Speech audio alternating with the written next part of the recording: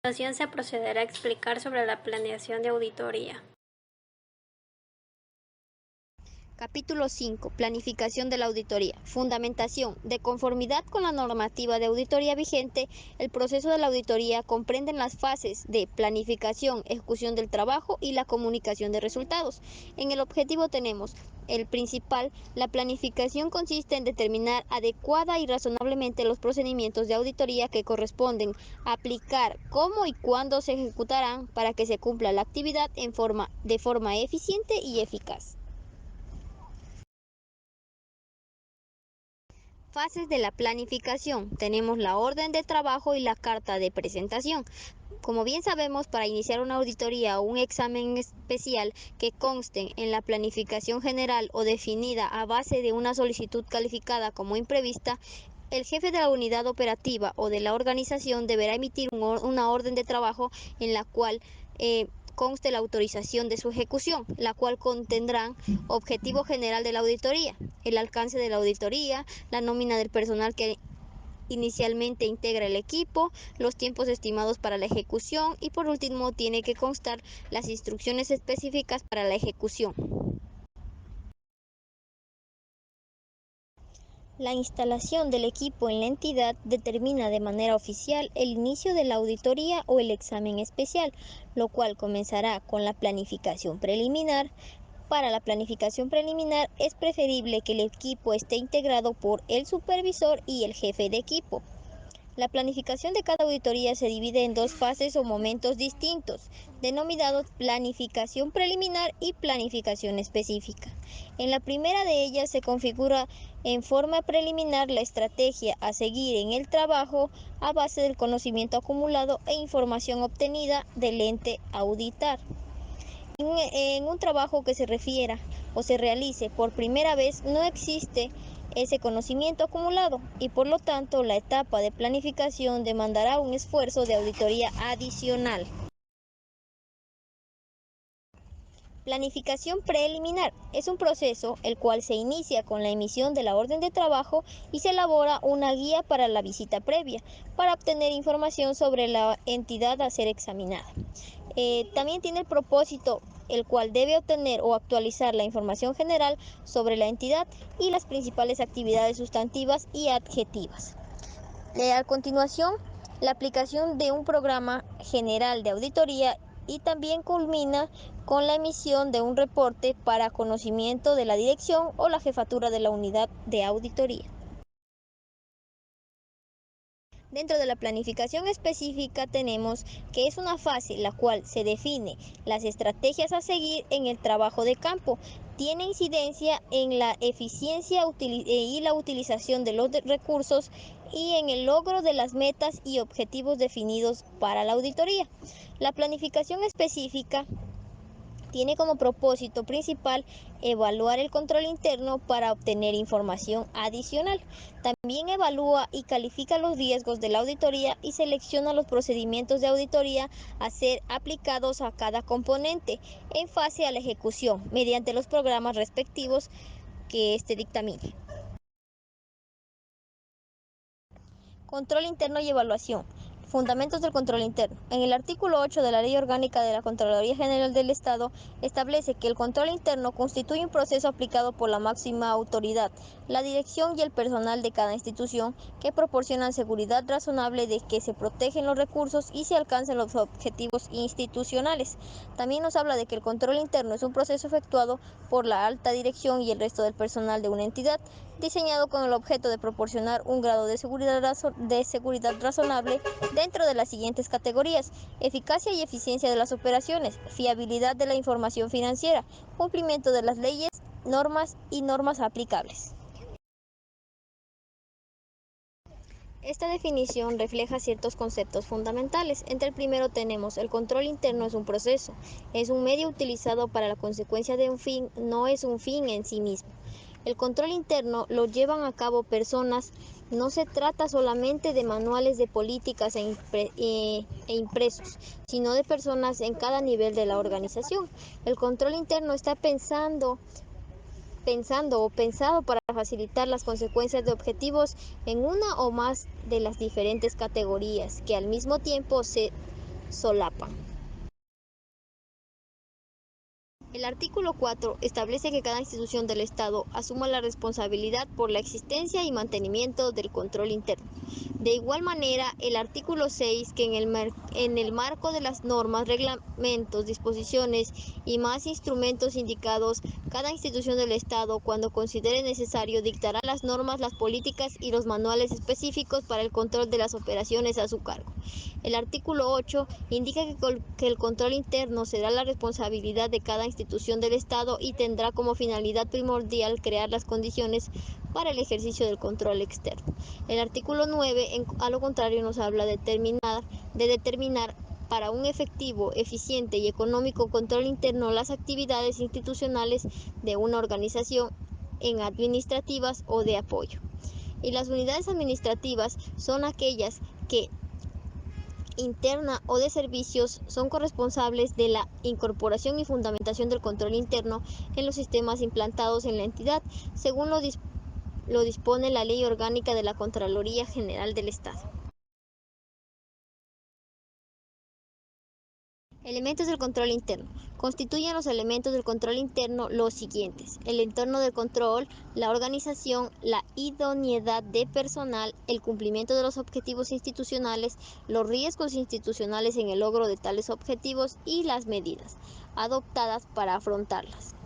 El SAS 78 nos determina que el control interno consta de 5 componentes relacionados entre sí. Estos se derivan del estilo de la alta dirección y están integrados en el proceso de gestión y son efectuados o afectados por el tamaño de la entidad, el ambiente de control, la evaluación de riesgos, actividades de control, información y comunicación y monitoreo o supervisión.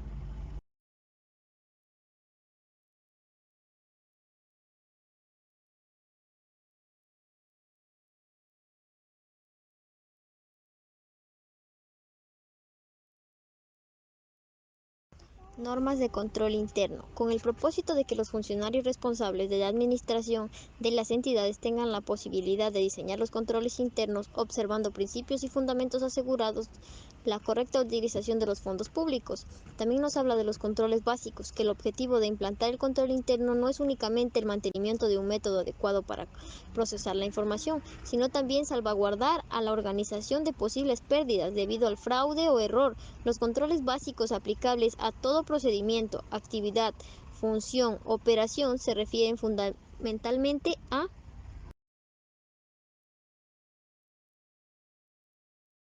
primero, constituyen las medidas principales para asegurar que únicamente aquellas transacciones legítimas y apropiadas sean procesadas y que se rehagan a cualquier otra. 2. Todos los movimientos derivados de las operaciones que ejecute una entidad pública deberá ser registrada en los libros para una adecuada clasificación y exposición conforme a la naturaleza de las operaciones y o actividades. Tercero, deben estar orientados a conseguir una custodia adecuada sobre el acceso y el uso de activos y de registros como la seguridad de las instalaciones y autorización para el acceso de programas o de computación y los archivos de información, entre otros. Y por último tenemos que se refiere a la revisión independiente sobre la ejecutoría y la evaluación apropiada de las operaciones y o actividades registradas.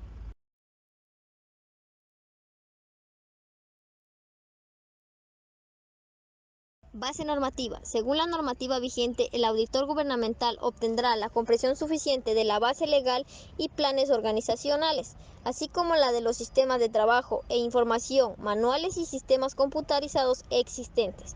El seguimiento de recomendaciones. El auditor, como parte de la evaluación del control interno, efectuará el seguimiento de las recomendaciones para verificar el grado de cumplimiento de las medidas correctivas propuestas. Los métodos y documentación para evaluar los controles internos. Al evaluar el control interno, los auditores gubernamentales lo podrán hacer a través de cuestionarios, descripciones narrativas y diagramas de flujo.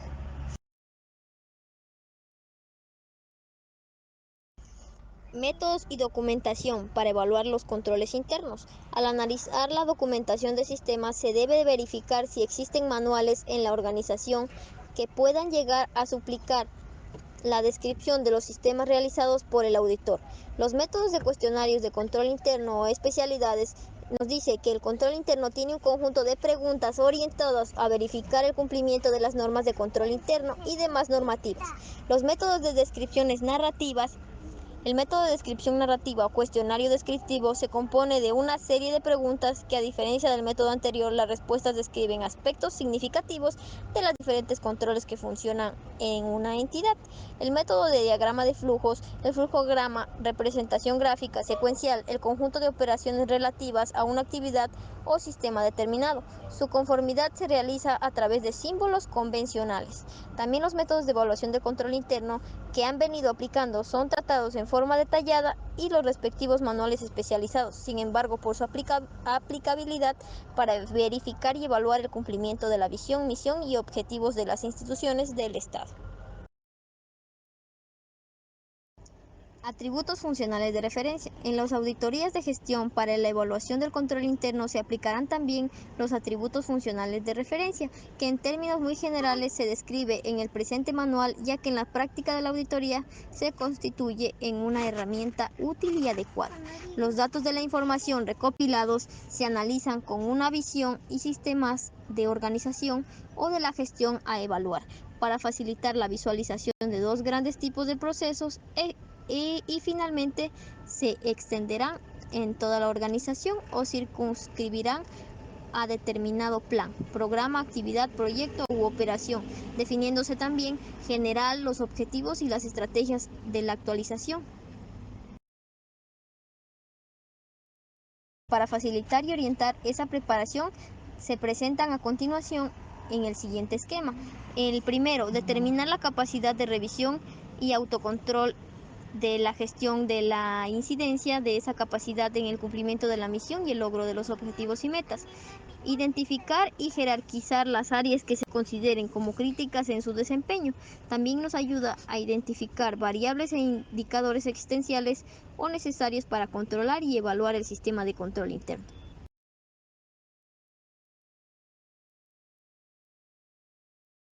A continuación tenemos un ejemplo sobre la evaluación del control interno, el cual se encuentra estructurado por sus diferentes partes y para poderlo desarrollar correctamente. También sabemos que se deben identificar las diferentes áreas a ser evaluadas, las subáreas que se componen, los respectivos principios básicos y los atributos funcionales que se tomarán para la preparación de los cuestionarios. Cada subárea debe contener lo que convencionalmente denominamos principio básico.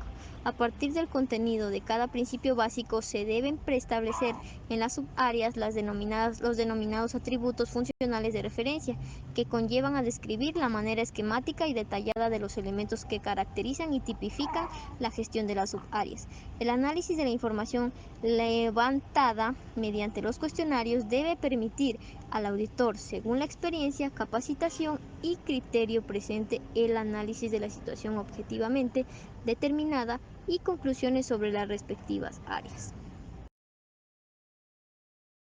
Con respecto a la base normativa, estas conclusiones sobre las áreas evaluadas permiten su jerarquización, priorizando y distinguiendo como áreas críticas las que contribuyen en mayor grado en el cumplimiento de los objetivos y metas institucionales. Para facilitar esta actividad al evaluador, registrará, entre otros, los datos siguientes. Primero, identificación del área evaluada. Segundo, identificación de las subáreas evaluadas. Y por último, la jerarquización. El éxito del desarrollo de este proceso dependerá en gran parte del equipo de trabajo. El evaluador haya lo que el evaluador haya encontrado, y también el dominio conceptual de los principios básicos de cada área, así como la de los atributos funcionales de referencia que integran las subáreas. La comprensión de que los atributos funcionales de referencia distritos no son limitados, por lo cual al evaluar podrá agregar otros ajustes a las características del área y a la realidad de la organización evaluada. Resultados de la evaluación del control interno. Identifica el grado de funcionamiento del control básico. El auditor ponderará, de acuerdo con la importancia del control con respecto a cada uno de los componentes, rubros, áreas cuenta bajo examen, asignándole un equivalente numérico de 1, 2 o 3 en la casilla destinada. La planificación preliminar nos habla de que hay más riesgo y hay menor riesgo. Donde nos habla de que hay menor riesgo, las operaciones efectuadas según el orden verbal, los recibos y desembolsos en efectivo, y donde nos dice que hay más riesgo son en las operaciones efectuadas según órdenes verbales y según órdenes escritas.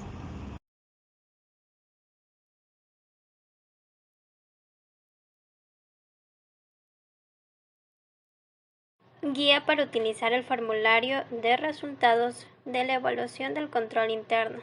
En este caso, la columna de valoración contiene dos subcolumnas. Una de estas es la de ponderación y otra que es de calificación, las cuales se sumarán una vez concluida la evaluación del control interno y aplicadas las pruebas de cumplimiento, obteniendo dos valores. El uno corresponderá a la ponderación total y el otro a la calificación total.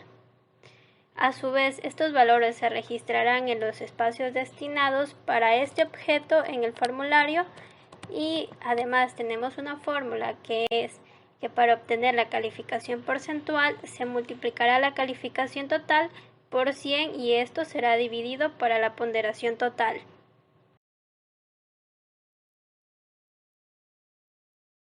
Como siguiente punto tenemos que la calificación porcentual que se obtenga se interpretará como el grado de confianza o de solidez que deposita el auditorio en los controles internos de la entidad, determinándose de esta manera el nivel de riesgo que el auditor enfrentará al examinar la cuenta o rubro correspondiente. Para esto tenemos unos siguientes niveles, que estos son la calificación porcentual, que va de un rango de 15 a 50%, tendrá un grado de confianza de 1, que va a ser bajo, mientras va a tener un nivel de riesgo 3, que va a ser alto. Por otro lado, como podemos observar, vamos a tener un rango de 51 a 75%, que va a ser de grado de confianza 2, y esto es medio. Por otro lado, tenemos un nivel de riesgo 2, que también es medio. Para la calificación porcentual de 76 a 95%, su grado de confianza es de 3 y esto es alto, mientras su nivel de riesgo es 1 y este es bajo. Estos niveles de riesgos determinarán la profundidad y alcance de las pruebas sustantivas que se aplicarán a través de los programas detallados de auditoría, así como el tamaño de la muestra.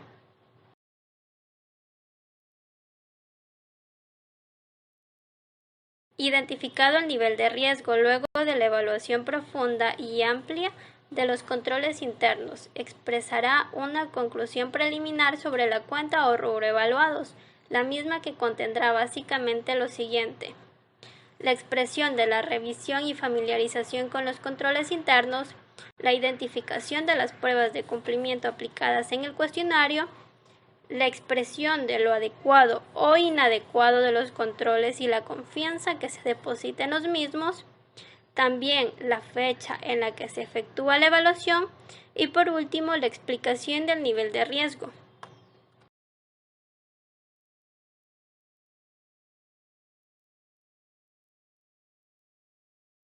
A continuación se procede a presentar un ejemplo del formulario de resultados de evaluación de control interno, el cual se encuentra vacío solamente con los ítems ya explicados anteriormente, en el cual consta la entidad, el componente o cuenta, su valoración, que esta es la ponderación total, la calificación porcentual, también el porcentaje que estos rubros tiene.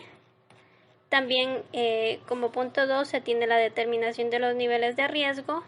Esto también para que se califique qué cantidad de riesgo tiene, su coeficiente de solidez. La apreciación preliminar de la evaluación del control interno es el punto 3. El punto 4 está la actualización de la evaluación. Y por último tenemos el año, el supervisor, el jefe de equipo y la fecha. Comunicación de resultados de la evaluación del control interno. En este caso, la máxima autoridad de cada entidad y cualquier funcionario que tenga a su cargo un segmento organizacional, programa, proceso o actividad periódicamente debe evaluar la eficiencia de su control interno y comunicar los resultados ante quien es responsable. Un análisis periódico de la forma en que el control interno está operando le proporcionará al responsable la tranquilidad de un adecuado funcionamiento o la oportunidad de su corrección y fortalecimiento. Por otro lado, el contenido básico del informe de evaluación del control interno va a incluir los resultados obtenidos a nivel del estudio practicado al ambiente de control, los sistemas de información y a los procedimientos de control.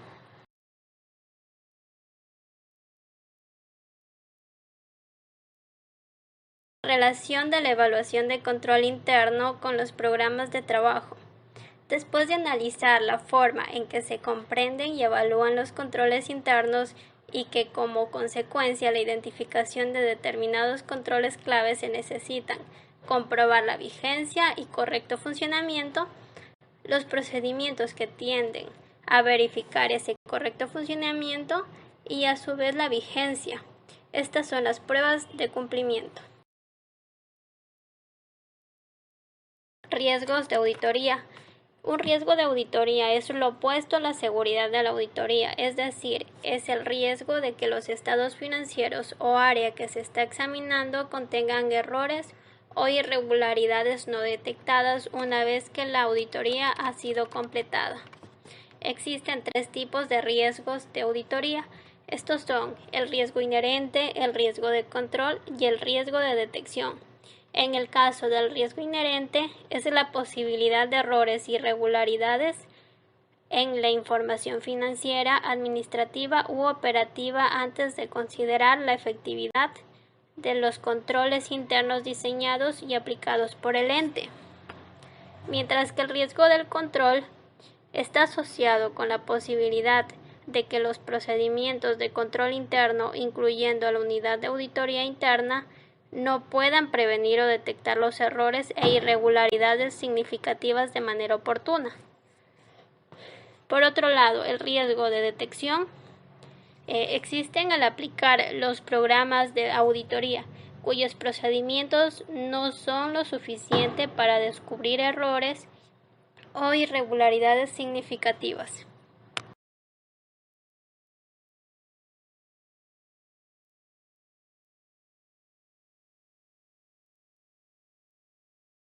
Pruebas y técnicas de auditoría. Una prueba es la razón con que se demuestra una cosa, o sea, es la justificación de la razonabilidad de cierta afirmación. En cuanto a los tipos de prueba en auditoría, tenemos las pruebas globales, las pruebas de cumplimiento y las pruebas sustantivas. Mientras que en las técnicas de la aplicación de las pruebas en auditoría tenemos las pruebas sin medición estadística y las pruebas con medición estadística.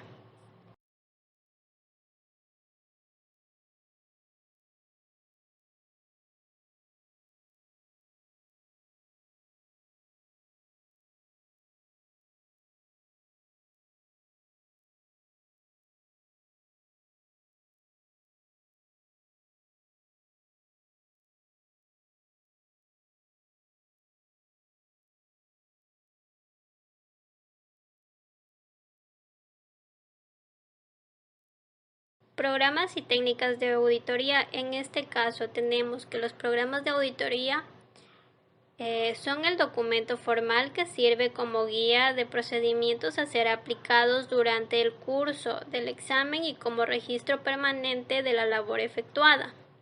O sea, es un enunciado lógicamente ordenado y clasificado de los procedimientos de auditoría a ser empleados y la extensión y oportunidad de su aplicación. Mientras que las técnicas y prácticas de auditoría constituyen los métodos prácticos de investigación y pruebas que emplea el auditor para obtener la evidencia o información adecuada y suficiente para fundamentar sus opiniones y conclusiones contenidas en el informe. Algunas de las técnicas y otras prácticas para la aplicación de las pruebas en la auditoría profesional del sector público son expuestas a continuación. Tenemos que la verificación facilita la evaluación y la formulación de comentarios y acciones correctivas. Estas se clasifican generalmente a base de la acción que se va a efectuar. Por ejemplo, tenemos la ocular, tenemos la verbal, tenemos la escrita, tenemos la documental, tenemos la física, entre otras prácticas. La técnica de la entrevista para auditores. La entrevista constituye el vehículo para ganar acceso a datos más confiables. Es decir, la entrevista es el corazón del proceso de la investigación que maneja las destrezas y las técnicas de buscar qué decir y cómo decirlo, desde el principio hasta el final del proceso. Pues al inicio de la entrevista, el auditor debe usar la información que obtuvo durante la investigación preliminar, lo cual le permitirá abrir la conversación y facilitar la realización de la entrevista, para lo cual el auditor deberá seguir una serie de pasos, como los voy a detallar a continuación. Dar al entrevistado información sobre el origen de la auditoría y las razones que dieron lugar a la entrevista. Discutir el propósito y los objetivos de la entrevista. Preguntar al entrevistado si tiene alguna pregunta o preocupación antes de entrar a los temas de la entrevista. Y como último punto, informar el tiempo de espera que dure la entrevista.